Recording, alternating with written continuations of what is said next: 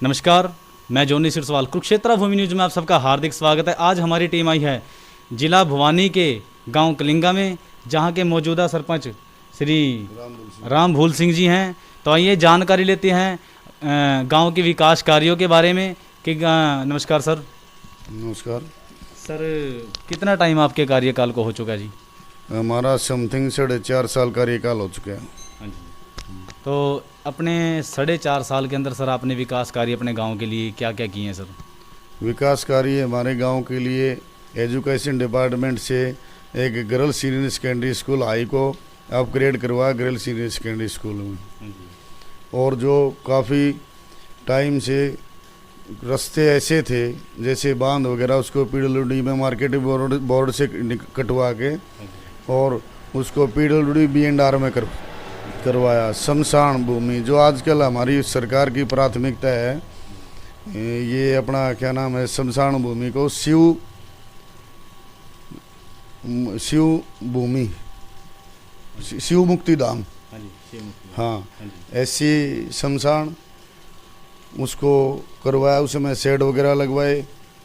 तो उसमें जो भी गलियों का काफ़ी पिछली सरकारों से यानी अधिक मात्रा में काम हमारा हुआ है। सर, शिक्षा के स्तर की बात करें, यहाँ पे जो स्कूल है सर, वो कितनी कक्षा तक की हैं? शिक्षा के स्तर में पहले हमारा स्कूल 1996-97 में हम जब बच्चे थे, हमारे उस टाइम पूर्व शिक्षा मंत्री प्रोफेसर रामविलास शर्मा थे। उन्होंने इस स्कूल को अपग्रेड कराया। हमारे गांव से रामविलास शर्मा का बहुत ही नज़दीकी रिश्ता रहा है। उसके बाद में जैसे पूर्व शिक्षा मंत्री अभी फिर रामविलास शर्मा थे, 2014 से 2019 तक हमने अपनी फरियाद लगाई, प्रस्ताव दिया, तो उन्होंने हमारी फरियाद को स्वीकार कराया। और शिक्षा का जो मूलभूत ढांचा है, हम शर्मा जी का बार बार तहे दिल से धन्यवाद करते हैं। उन्हीं के कार्यकाल में जो हाई स्कूल, कन्या हाई स्कूल था, उसको girls senior secondary school upgrade करा। सर, यहाँ के विधायक जो हैं, डिस्ट्रिक्ट भवानी के जो विधायक हैं, तो सर उनका कितना सहयोग आपको मिलता रहता है? इसके बीच में मैं आपको एक और बात बताऊंगा। अभी जो लेटेस्ट पॉलिसी आई है, हमारा जो प्राथमिक स्कूल है उसको ये ज़िले में पता नहीं 7 या 8 स्कूल मिले हैं, तो मॉडल संस्कृति के नाम से मिले हैं। वो स्कूल भी गांव कलिंगा में मिला है। इसका भी हम जो पूरा गांव मेरा सरकार के धन्यवाद के पात्र है, पूरा गांव। सर, हेल्थ फिटनेस की बात करें, अगर स्वास्थ्य ही धन है, स्वास्थ्य ही धन है, हेल्थ इज़ वेल्थ, स्वास्थ्य ही धन है। हेल्थ फिटनेस की बात करें, आज का जो युवा सर वो नशे की तरह ज़्यादा बढ़ रहा है, तो सर उसके बारे में आपका क्या विचार है कि गांव में कोई आपने कुछ ऐसा कोई कार्य किया या आप चाहते हैं कि जिससे गांव में थोड़ा सा जो युवा है उनका ध्यान नशे की तरफ ना जा करके हेल्थ फिटनेस की तरफ ध्यान जाए? सरकार की एक पॉलिसी थी, जो गांव डिस्ट्रिक्ट हेडक्वार्टर से 20 किलोमीटर की रेंज से दूर है, उस गांव में स्टेडियम खोला जाए। लेकिन हमारे पंचायत की ज़मीन ना होने के कारण मेरी पंचायत गांव कलिंगा पाना सवाई में व्यायामशाला बनाई है। तो नशे की हालात से दूर रखने के लिए बच्चों को व्यायामशाला में व्यायाम करते हैं, और वहाँ अभी जिम के लिए एक हाल बन रहा है। और मेरा हल्का विधायक बोनी खेड़ा पड़ता है, जिनका नाम श्री विशंबर वाल्मीकि है, और उन्होंने विशंबर वाल्मीकि ने अपने हल्के के लिए CM साहब से, किसी मंत्री से बढ़ चढ़ के ने हल्के का विकास करवाया है। क्या बात है सर। बात करते हैं आपके गांव की जो टोटल आबादी है सर, वो कितनी है? मेरे गांव की टोटल आबादी 10,000 वोट हैं, लगभग 25-30 हज़ार टोटल आबादी है मेरे गांव की जी। तो सर आपके गांव की जो श्यामलाट ज़मीन है सर, वो कितनी है सर? हमारे गांव की श्यामलात जो ज़मीन भूमि थी, उसमें कहीं तो डिग्गी बन गई, कहीं स्कूल बन गया। और श्यामलात हमारे पहले ही ऑलरेडी कम थी गांव कलिंगा में, इसलिए श्यामलात है। तो कहीं जो जोड़ वगैरह की वो और श्यामलात भूमि हमारे जो पंचायत फंड के यूज के लिए होती है, वो श्यामलात भूमि हमारे नहीं है।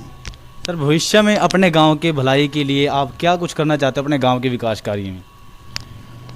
गांव के विकास कार्य के लिए हमने एक तो CM साहब चांग आए थे 2017 में, तो उस टाइम मांग पत्र में एक हमने मिनी वाटर वर्क्स जो है वो मांगा था, बड़ा गांव होने के कारण पानी की पूर्ति नहीं होती। हाँ जी। और मेरी एक सरकार से अनुरोध है कि मेरा गांव जैसे खरक से और कलिंगा, हाँ जी। और फिर हमारा गांव अगला पड़ता है बड़म्बा हल्का मैम में, हाँ जी।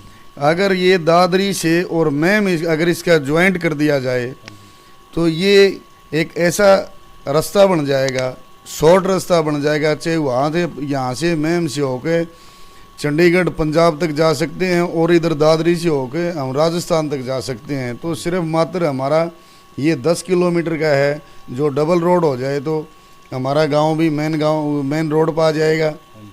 और सरकार का हम इसका बड़ा धन्यवाद के पात्र होंगे अगर इसको PWD BNR में डबल रोड किया जाए तो ये मुलाकात थी गांव कलिंगा के प्रतिनिधि से।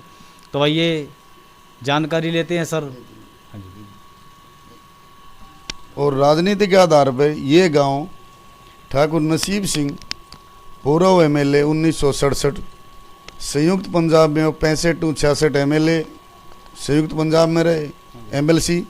उसके बाद में 66 में जैसे हरियाणा अलग हुआ तो उन्होंने 67 में कलानौर से जनसंघ के वो पहले MLA थे और उन्होंने अपना कभी मन नहीं डगमगाया।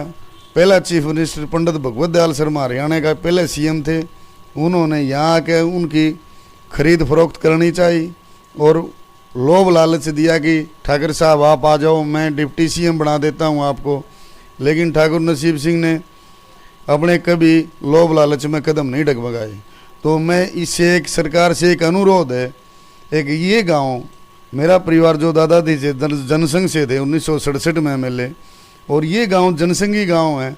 इसका एक कारण और रहा है, जैसे 1975-76 में कलानौर हल्का रिजर्व हो चुका था, 77 का इलेक्शन हुआ तो हमने बीजेपी का ये श्री जयनारायण खुंडिया जी जो आज भी जिंदा है वो उनको जिताया। 77 में जनता की सरकार, जनता पार्टी की सरकार आई थी। उसके बाद में 1999 में जो गठबंधन था Bharatiya Janata party Indian national Lokdal का, तो मेरा गांव कलिंगा और गांव खरक ये दोनों एक बड़े गांव हैं जो हमारी लगभग आज की जो आंकड़े हैं, वोट आंकड़े हैं, जो मेरे लगभग 22-23 हज़ार वोट हैं खरक कलिंगा गांव में। तो इनका एक इतिहास रहा है गांव खरक और कलिंगा का, जिसका श्रेय ठाकुर नसीब सिंह को जाता है, क्यों उन्होंने 1952 से इलेक्शन लड़ना शुरू करा था और वो जनसंघ की उन्होंने बहुत ही ज़्यादा संघ की सेवा करी है।